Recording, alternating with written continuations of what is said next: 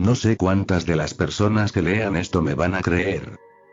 Durante años trabajé para un contratista que colaboraba con la NASA en proyectos relacionados con comunicaciones de espacio profundo. Mi trabajo no era especialmente emocionante. Pasaba la mayor parte del tiempo analizando registros, verificando datos y revisando anomalías que normalmente terminaban teniendo explicaciones bastante aburridas. Interferencias. Errores de sincronización. Ruido cósmico. Nada fuera de lo normal. Hasta que ocurrió aquello. Todo comenzó durante una prueba experimental que, hasta donde sé, nunca fue reconocida públicamente. La idea era sencilla. Enviar una secuencia de señales hacia una región del espacio profundo donde no existía ningún objetivo específico. No se trataba de contactar vida extraterrestre ni de buscar inteligencia fuera de la Tierra. El propósito oficial era estudiar cómo determinadas transmisiones se degradaban al atravesar enormes distancias. Era una prueba más. Una entre cientos. Nadie esperaba recibir nada de vuelta. Y mucho menos una respuesta. La transmisión se realizó una madrugada de octubre. Recuerdo perfectamente aquella noche. El edificio estaba casi vacío. Las luces del centro de monitoreo permanecían atenuadas para facilitar la lectura de las pantallas. El aire acondicionado emitía un zumbido constante que terminaba mezclándose con el ruido de los servidores. Afuera llovía. Las gotas golpeaban las ventanas con una monotonía hipnótica.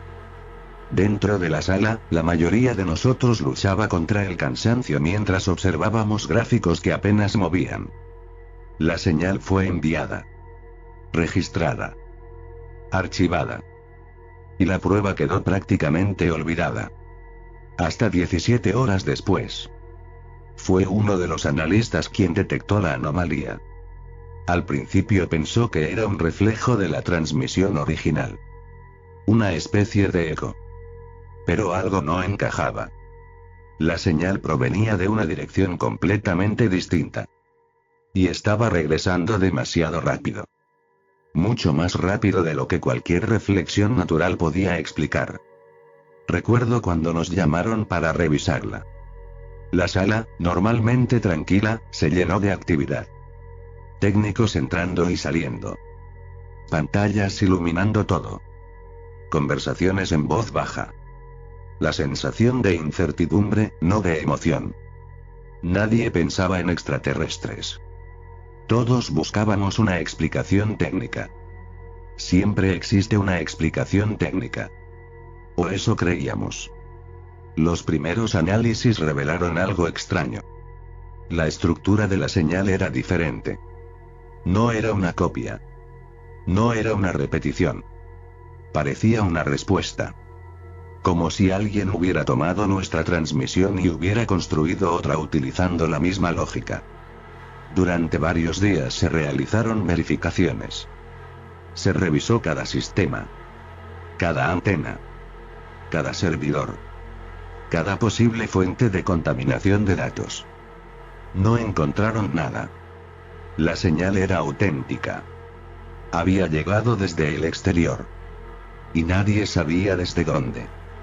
Lo más inquietante ocurrió cuando comenzaron a descifrar su contenido. La transmisión original contenía secuencias matemáticas básicas. Patrones numéricos. Relaciones geométricas simples. Nada complejo. La respuesta comenzó reproduciendo exactamente esos mismos patrones. Después añadió otros nuevos. Mucho más avanzados. Pero eso no fue lo que provocó el silencio dentro del laboratorio. Lo que realmente cambió todo ocurrió al final del mensaje. Había texto. O algo equivalente a texto. Una estructura que parecía diseñada para ser comprendida. Pasaron varios días intentando interpretarla. Cuando finalmente lograron reconstruir una traducción aproximada, nadie dijo una sola palabra durante varios minutos. Recuerdo observar las expresiones de mis compañeros. Algunos parecían confundidos. Otros simplemente pálidos. Uno de los científicos abandonó la sala sin decir nada. La primera línea contenía una lista de nombres. 12 nombres. 12 personas que trabajaban en el proyecto. Nada especialmente extraño. Hasta que alguien notó un detalle. 3 de esos nombres pertenecían a científicos que aún no formaban parte del equipo. Ni siquiera trabajaban para la NASA en ese momento. Uno de ellos seguía estudiando en la universidad. Otro todavía estaba terminando el secundario. Y el tercero tenía apenas 11 años. Sin embargo, allí estaban. Escritos en la señal. Como integrantes del proyecto. Como si la transmisión hubiera sido enviada desde algún momento futuro. La noticia jamás salió del edificio. La información fue clasificada de inmediato. Los análisis continuaron.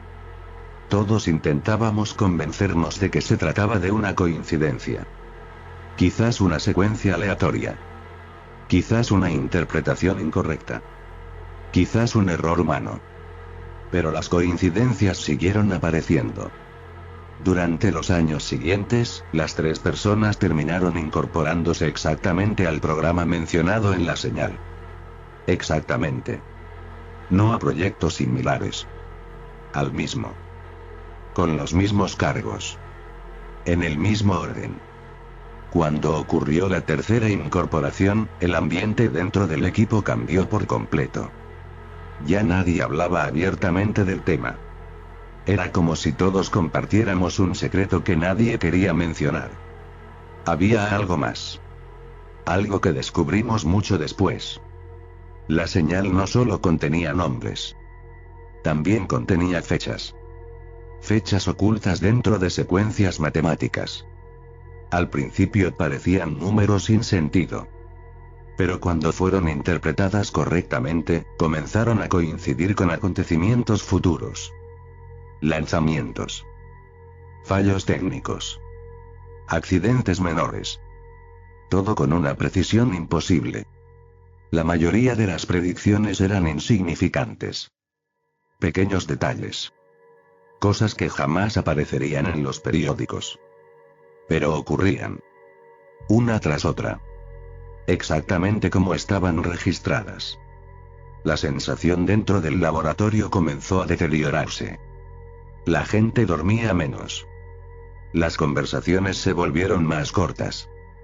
Algunos científicos pidieron ser trasladados a otros proyectos. Nadie explicaba por qué. Simplemente se iban. Y entonces llegamos a la última parte del mensaje. La sección que nadie quería estudiar. La sección que permaneció archivada durante años. El problema era que no parecía estar escrita para nosotros. Parecía una conversación. O mejor dicho, una respuesta dentro de una conversación más grande. Como si nuestra señal hubiese interrumpido algo que ya estaba ocurriendo. Meses después, un grupo reducido recibió autorización para intentar descifrarla. Yo estaba presente cuando aparecieron las primeras traducciones. Todavía recuerdo el frío que sentí.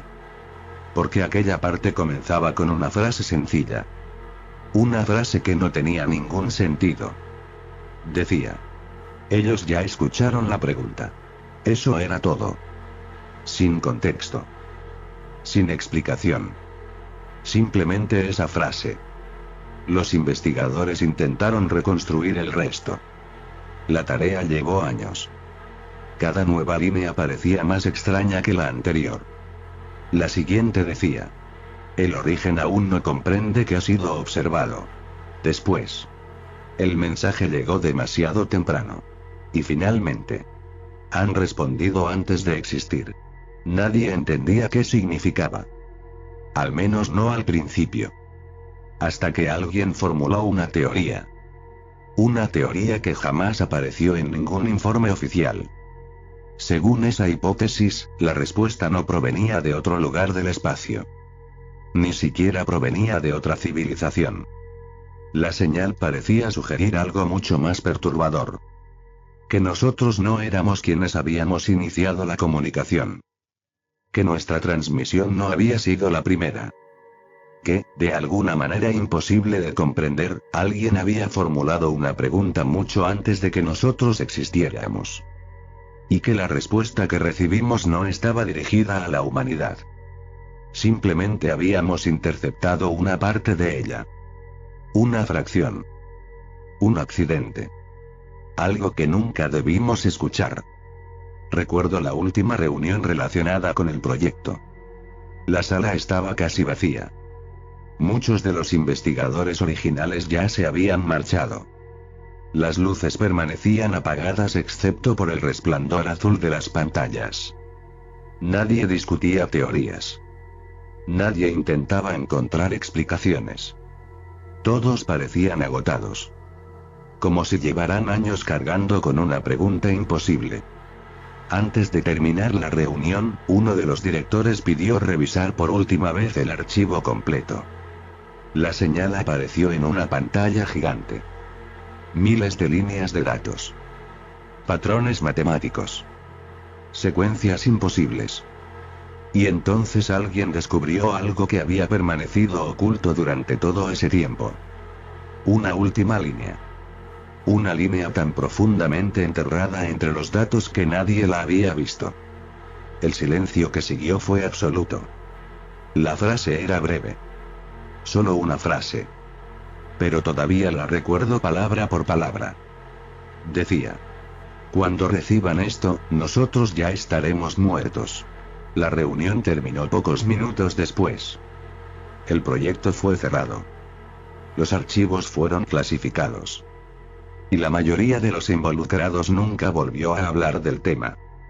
Han pasado muchos años desde entonces. Algunos de los científicos cuyos nombres aparecían en la señal ya forman parte del programa. Otros ocupan puestos importantes dentro de distintas agencias espaciales. Y cada tanto, cuando veo una noticia relacionada con nuevas misiones de espacio profundo, no puedo evitar recordar aquella transmisión. Porque nunca supimos quién respondió. Nunca supimos quiénes eran ellos. Y nunca descubrimos qué pregunta había sido formulada originalmente. Pero hay algo que todavía me despierta algunas noches. Algo que jamás apareció en los informes oficiales. La fecha asociada a aquella última frase. La fecha que acompañaba las palabras "ya estaremos muertos". Una fecha que, según los registros de la señal, aún no ha llegado. Y falta mucho menos de lo que debería.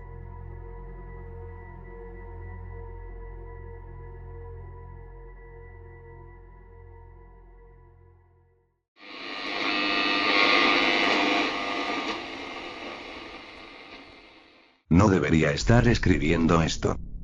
No porque esté prohibido, sino porque cada vez que intento recordar exactamente lo que ocurrió dentro de ese proyecto, siento que algo en mi memoria se vuelve inestable. Como si ciertos detalles no quisieran permanecer quietos. Como si recordarlos demasiado claramente tuviera algún tipo de consecuencia. Trabajé en ese experimento durante un período corto. Oficialmente, el proyecto no tenía nombre público. Internamente lo llamábamos Interfaz Umbral, aunque nadie lo decía en voz alta con demasiada confianza. Era más una forma de referirnos a algo que no entendíamos del todo, que un nombre real. La idea era simple en teoría. Demasiado simple. Se intentaba registrar qué ocurre en el instante exacto de la muerte.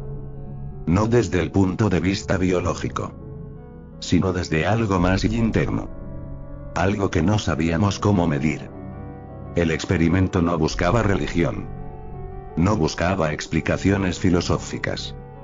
Buscaba datos. Se utilizaban sistemas de neuroregistro de alta densidad, aislados de cualquier estímulo externo. El objetivo era captar la transición exacta entre actividad cerebral y lo que sea que venga después. Nadie decía después de la muerte en las reuniones. Siempre se usaban eufemismos. Transición final. Estado no recuperable. Evento irreversible. Pero todos entendíamos lo que significaba. Las primeras pruebas fueron con simulaciones. Paros inducidos en tejido neuronal aislado. Modelos computacionales. Pruebas controladas donde se apagaba progresivamente la actividad sin destruir el sistema de registro. Al principio, los resultados eran lo que se esperaba. Ruido. Desorganización. Colapso de patrones eléctricos. Nada que pudiera interpretarse como conciencia. Nada que indicara continuidad. Pero luego ocurrió el primer evento anómalo. Una de las simulaciones no terminó como las otras. En lugar de desintegrarse, la señal se estabilizó. No volvió a ser actividad cerebral. Pero tampoco desapareció. Era otra cosa. Una estructura. Un patrón que no correspondía a ninguna forma conocida de procesamiento biológico. Los ingenieros asumieron un error. Se repitió la prueba. Con más aislamiento. Más control. Más supervisión. Y volvió a ocurrir. La señal no se perdía. Se reorganizaba. Como si, al alcanzar cierto punto de desconexión, algo respondiera desde el otro lado del sistema. Al principio nadie quiso usar esa palabra. Respuesta. Pero no había otra forma de describirlo. El tercer test fue el que cambió todo. Esta vez se utilizó un cerebro humano clínicamente muerto, mantenido en condiciones de registro durante los últimos segundos de actividad residual. La sala estaba en completo silencio. Recuerdo el sonido constante de los ventiladores del sistema. El zumbido eléctrico de los equipos. Y la sensación de que todos estaban esperando algo que nadie quería confirmar. La actividad comenzó a caer. Lenta. Ordenada. Como en los otros casos. Hasta que llegó el punto crítico. El momento exacto en el que la actividad debería haber desaparecido por completo. Pero no desapareció. La señal cambió. No en intensidad. En estructura. Los patrones dejaron de parecer ruido biológico. Y comenzaron a parecer y organización. Alguien pidió detener el experimento. Otro pidió repetir la medición. Nadie se movía. Y entonces ocurrió algo que ninguno de los registros oficiales describe con claridad. Porque los sistemas de grabación se saturaron. No por error. Sino por volumen. Como si el sistema hubiera recibido más información de la que podía procesar. Los monitores comenzaron a mostrar patrones imposibles. Repeticiones. Simetrías. Secuencias que no pertenecían a ningún lenguaje conocido. Pero lo más perturbador no era la forma. Era la consistencia. La señal no era aleatoria. Era estable. Como si estuviera manteniéndose a sí misma. Como si algo continuara y operando. Cuando finalmente lograron aislar una parte del flujo de datos, comenzaron los intentos de interpretación. Al principio se pensó que eran artefactos. Luego ruido estructurado. Luego patrones neuronales residuales. Pero después apareció una posibilidad que nadie quiso aceptar de inmediato. Parecía información. No en el sentido humano. Pero sí algo que se comportaba como información dirigida. Como si hubiera intención detrás. Las primeras traducciones fueron fragmentarias. Incompletas. Pero suficientes para generar el primer silencio real dentro del laboratorio. Una de las secuencias repetía una estructura que, al ser convertida a lenguaje, parecía decir: no hay salida porque no hay dirección. Alguien intentó reír. No pudo. Otra línea apareció horas después. Lo que llaman final es solo cambio de estado. Y luego otra. El observador no se detiene. En ese punto, el proyecto dejó de sentirse científico. Y comenzó a sentirse equivocado. No peligroso. Equivocado. Como si estuviéramos interpretando algo que no estaba destinado a ser observado. Los días siguientes fueron los más largos de mi vida. Nadie dormía correctamente. Los turnos se extendían sin que nadie los pidiera. Los investigadores evitaban mirar directamente las pantallas durante demasiado tiempo. como si hubiera algo en ellas que devolviera la mirada. La dirección del proyecto ordenó continuar. Más pruebas. Más datos. Más profundidad. Pero ya nadie estaba seguro de qué significaba profundizar en ese punto. Hasta que llegó el segundo gran quiebre. Una de las señales registradas comenzó a cambiar incluso después de finalizada la prueba. Como si no dependiera del sistema que la había generado. Como si persistiera por sí sola dentro del archivo. Los técnicos intentaron eliminarla. No pudieron. Intentaron aislarla. Se duplicaba. Intentaron reiniciar los sistemas. La señal seguía allí. Y entonces ocurrió algo aún más inquietante. Comenzó a adaptarse.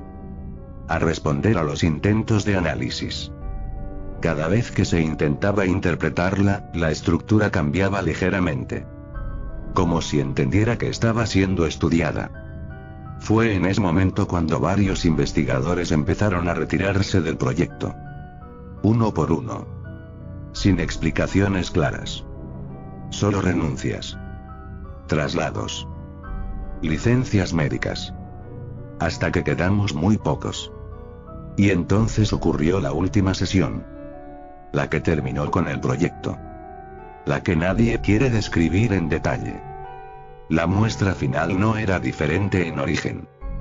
Pero sí en comportamiento. La señal apareció estable desde el inicio.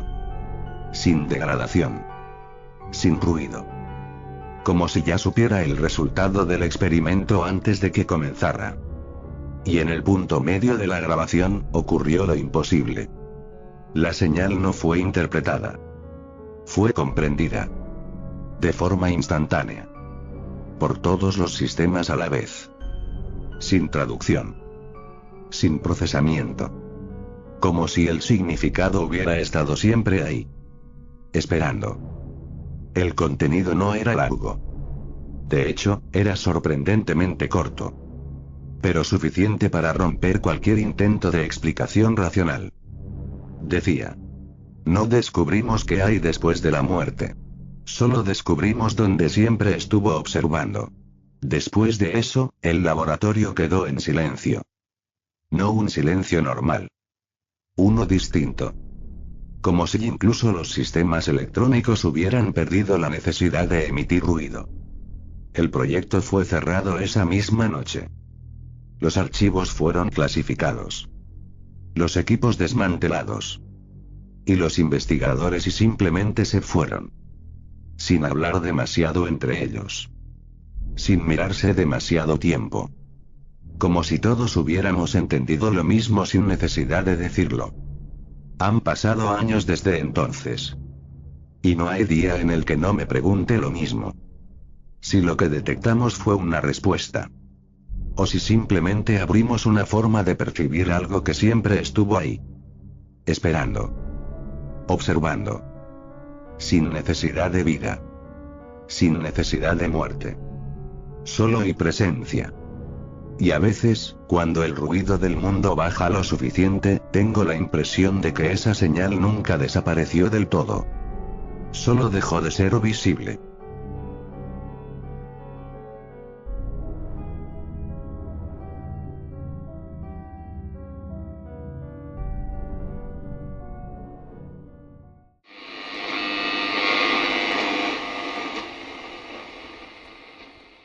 No debería existir una forma correcta de contar esto.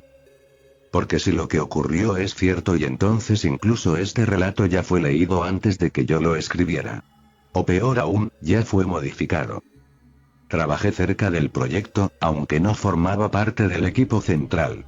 Era uno de esos roles secundarios que nadie menciona en los papers, pero sin los cuales nada funciona. Monitoreo de integridad de datos, verificación de replicabilidad, control de coherencia entre sistemas distribuidos.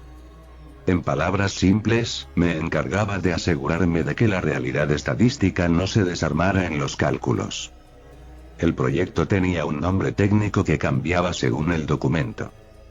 Pero entre nosotros lo llamábamos la prueba de consistencia. La idea era extremadamente ambiciosa. Y, según decían los líderes del equipo, también inevitable. Si el universo era una simulación, debía existir una forma de detectarlo mediante inconsistencias matemáticas. Errores de redondeo. Desajustes en constantes físicas. Pequeñas anomalías acumuladas en estructuras repetitivas. Nada visible a simple vista. Pero sí detectable si se analizaba todo lo suficiente. Durante años no encontraron nada. Los resultados eran perfectamente coherentes. Demasiado coherentes, según algunos. Esa fue la primera señal de incomodidad dentro del equipo. Porque en ciencia, la perfección absoluta no es normal. Siempre hay ruido. Siempre hay desviaciones. Siempre hay algo que no encaja del todo. Pero aquí no. Todo era estable. Predecible. Repetible. Casi demasiado limpio. El punto de quiebre llegó cuando comenzaron a analizar patrones a escalas extremas. No solo en lo físico. También en lo estadístico, lo biológico y lo informacional. Fue entonces cuando apareció la primera anomalía. Una microdesviación en datos cosmológicos que, al ser ampliada, mostraba una estructura repetitiva. No era aleatoria. Era cíclica. Como si el universo estuviera resolviendo ecuaciones internas con un nivel de precisión demasiado perfecto para ser natural. Al principio se pensó en errores de calibración. Luego en sesgos de medición. Luego en contaminación de datos. Pero nada explicaba la consistencia del patrón. Y entonces hicieron lo que nadie quería hacer. Un modelo completo de simulación inversa. Intentaron reconstruir las reglas del sistema a partir de los errores. Fue una decisión que muchos consideraron imprudente. Pero nadie la detuvo. El modelo tardó meses en ejecutarse. Cuando finalmente terminó, el resultado fue archivado automáticamente en múltiples servidores. Sin intervención humana. Como si el sistema mismo hubiera decidido preservarlo. La primera reunión de interpretación fue silenciosa. Demasiado silenciosa. Había gráficos e imágenes por todos lados. Curvas. Matrices. Mapas de correlación. Pero nadie los miraba realmente. Porque todos estaban esperando que alguien dijera que era un error. Nadie lo dijo. El resultado era claro. Demasiado claro. El universo no solo podía ser descrito como una simulación, sino que mostraba señales de optimización computacional, compresión de procesos, reutilización de estructuras, y algo aún más inquietante: puntos de baja resolución. Zonas donde la información parecía ahorrarse. Como si no fuera necesario renderizar todo con el mismo nivel de detalle todo el tiempo. Alguien intentó bromear. Nadie rió. La frase baja resolución se quedó flotando en la sala como algo físico. Como polvo en el aire. Las semanas siguientes fueron caóticas. El equipo intentó replicar los resultados una y otra vez. Cada nueva ejecución confirmaba lo mismo. La hipótesis no solo era plausible. Era estadísticamente inevitable. Pero lo realmente perturbador no fue la conclusión, sino lo que ocurrió después de publicarla internamente. El informe fue distribuido en canales cerrados. Sin acceso externo. Sin filtración inicial. Solo dentro del entorno seguro del proyecto. Y aún así algo cambió. Primero fue sutil. Pequeñas inconsistencias en los logs. Resultados que no coincidían exactamente con versiones anteriores. Luego, diferencias en archivos que habían sido marcados como inmutables. Al principio se asumió corrupción de datos. Pero los backups también habían cambiado. Y no solo los backups recientes. También versiones históricas. Versiones que habían sido firmadas criptográficamente. La reacción del equipo pasó de curiosidad al miedo en cuestión de días. No porque los datos estuvieran corruptos. Era que estaban siendo reescritos. después de haber sido publicados. Como si algo tuviera acceso a las conclusiones y las estuviera ajustando retroactivamente. Uno de los investigadores propuso la única explicación que nadie quería verbalizar. Si la simulación era real y entonces la simulación había reaccionado. No a la investigación, sino al hecho de haber sido detectada. A partir de ese momento, todo se volvió inestable. No físicamente, sino epistemológicamente. Cada medición comenzaba a perder confianza. Cada experimento parecía contaminarse con resultados anteriores. Como si el sistema ya no pudiera permitir observación pura. Como si el acto de mirar alterara lo observado e incluso a nivel global. El equipo comenzó a dividirse. Algunos insistían en continuar. Otros pedían detener todo inmediatamente. Y algunos simplemente dejaron de asistir. Sin aviso. Sin explicación. Solo ausencia. Hasta que llegó la última reunión. La que cerró el proyecto. El informe final había sido reescrito múltiples veces. Cada versión mostraba pequeñas variaciones en los resultados. Como si alguien estuviera ajustando la conclusión final para que encajara mejor con algo que no podíamos ver. Pero fue en la última versión donde ocurrió el quiebre definitivo. El documento final no solo incluía datos. Incluía una nota adicional. Una nota que ninguno de los autores reconoció haber escrito. Decía: corrección aplicada. La observación ha sido detectada. Ajuste de coherencia en progreso. El silencio después de leer eso fue absoluto. Nadie discutió. Nadie cuestionó. Porque ya no había una línea clara entre lo que era experimento y lo que era respuesta. El proyecto fue cerrado esa misma noche. Oficialmente, por inconsistencias metodológicas irreconciliables. Pero nadie dentro del equipo creyó esa explicación. Los archivos fueron bloqueados. Los servidores aislados. Y los investigadores, reasignados o retirados sin más conversación. Han pasado años desde entonces. Y todavía hay algo que no puedo sacar de mi cabeza. No la demostración, sino lo que vino después. Porque si realmente vivimos en una simulación y no fue el descubrimiento lo que cambió todo. Fue la reacción. Y desde entonces, cada vez que encuentro un error en un sistema, o una inconsistencia mínima en algo que debería ser estable, no puedo evitar pensar lo mismo. No estamos observando el universo. El universo nos está observando de vuelta. Y ahora sabe que lo sabemos.